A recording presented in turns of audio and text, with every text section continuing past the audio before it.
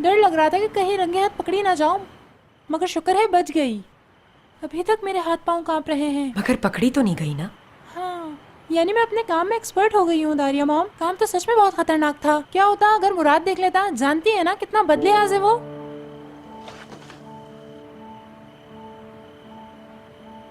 आप इसका क्या करेंगी? प्लान तो बताएं आप अपना। बर्बादी मेरा मकसद है।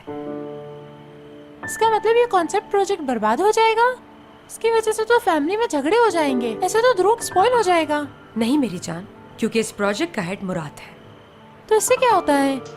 ध्रुव भी तो 50% का पार्टनर है इस कंपनी में, इसका भी तो नुकसान होगा। नहीं, इस प्रोजेक्ट में ऐसा कुछ नहीं होगा, क्योंकि मुराद ने डील साइन की है बाकायदा। कॉन्सेप्ट से प्रॉफिट हुआ तो वो पूरा कंपनी का होगा, और अगर लॉस हुआ तो मुराद को भुगतना होगा। यानी इससे सिर्फ और सिर्फ मुराद ही बर्बाद होगा, है ना?